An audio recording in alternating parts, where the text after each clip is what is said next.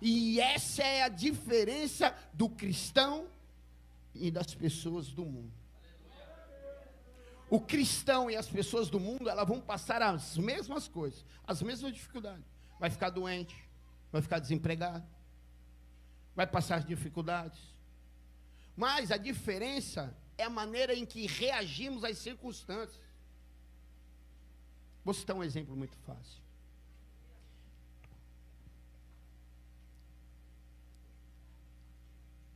Você vê uma pessoa falar de política, aquela pessoa do mundo, eu quero que você entenda os exemplos.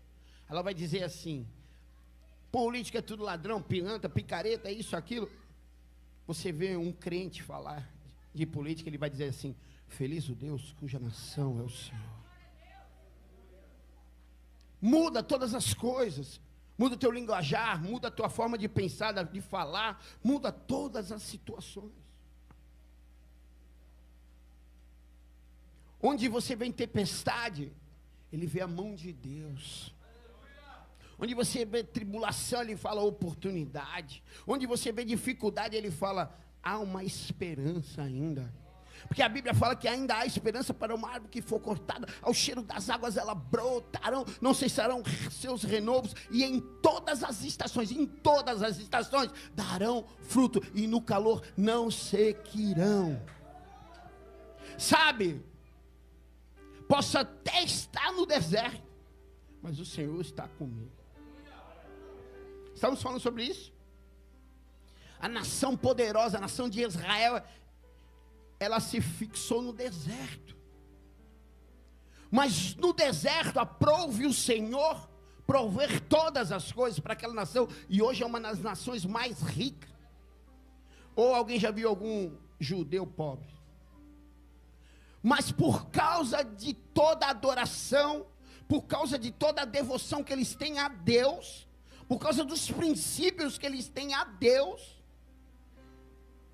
o Senhor prove e aprove todas as coisas. Estávamos falando isso hoje. A nação brasileira era para ser a Israel da América do Sul. Mas só nos preocupamos conosco, com o nosso umbigo.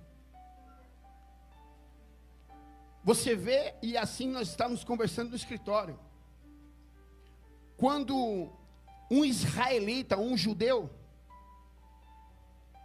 ele ganha um bem material, ele conquista um bem material, né, pastor?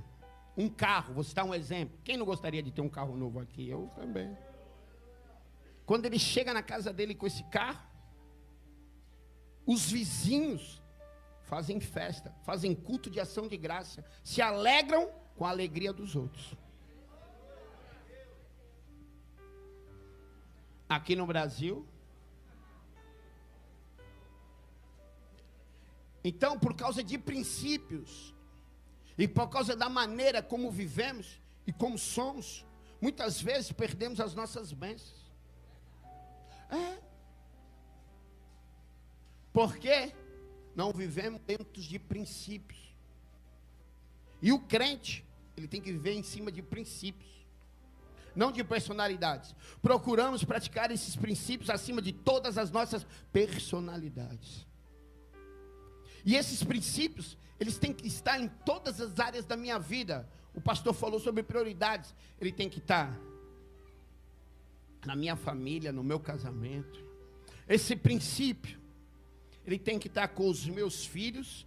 Esse princípio tem que estar entre eu e os meus amigos.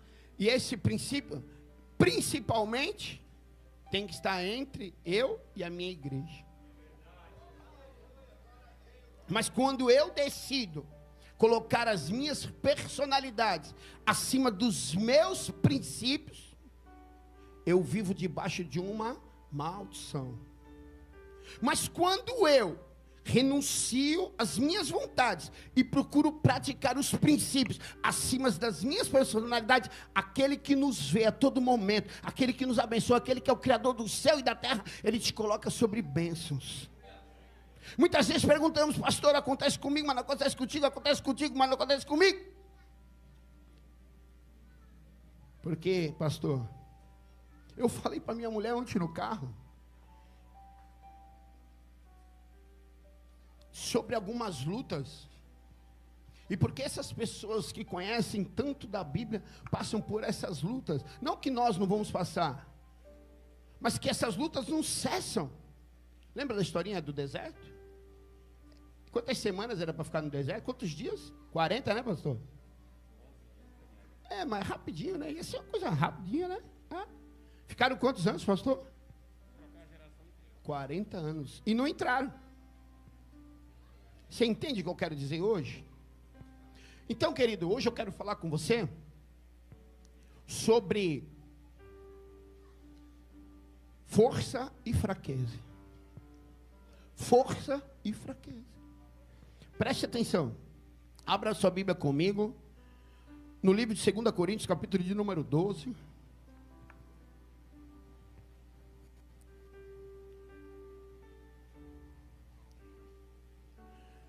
Livro de 2 Coríntios, capítulo de número 12, verso de número 10.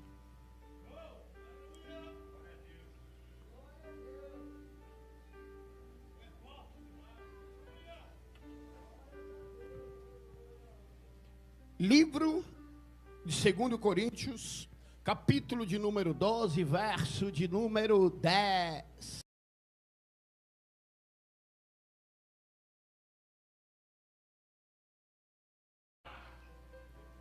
Preste atenção. A força do homem. O homem é feito de corpo, alma e espírito, sim ou não? O nosso corpo, a nossa força masculina é gerada através de um hormônio chamado testosterona. É onde é produzido toda a fertilidade, toda a força do homem. Sim ou não? Então, vamos lá. E a testosterona é o hormônio que é fabricado, espermatozoide, é onde dá disposição, é onde a gente gera filho, o homem, onde nos dá ânimo, coragem. Mas preste atenção, com o tempo, a produção de testosterona no homem, ela diminui. Ela vai diminuindo e automaticamente nós vamos ficando. Nós ficamos? Tem gente no culto, fraco. Preste atenção. Na mulher, o hormônio que dá ânimo, disposição, que torna a mulher fértil, chama progesterona.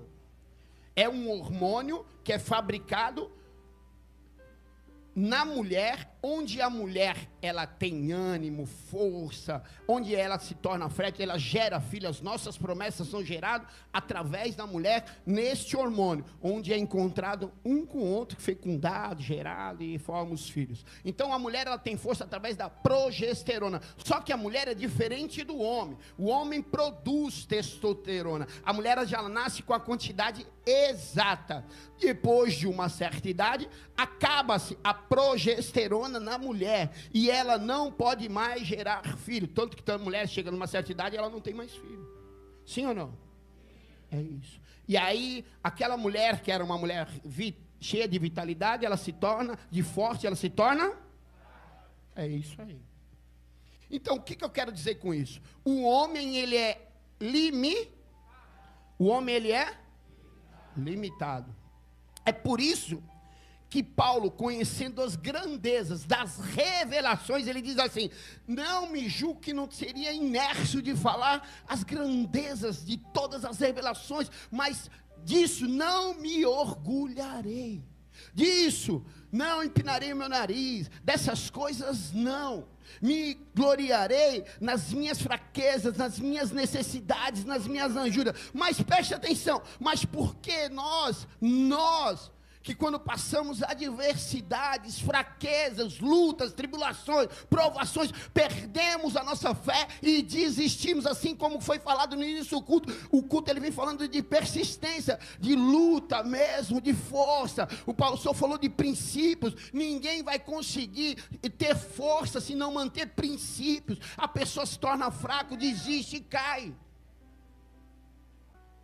Paulo vai dizer que ele se vangloria agora é das fraquezas, porque foi numa fraqueza dele que ele teve um encontro com Jesus. A Bíblia vai dizer que um cego chamado Bartimeu, ele tem um encontro com Jesus na maior luta, na maior prova da vida dele. Sabe, querido, nesta maior prova, nessa maior luta, eu venho te profetizar nesta manhã. É amanhã que você vai ter um encontro com Jesus. Na tua maior dificuldade, se você clamar, abrir sua boca, é nesse dia que ele vem, querido.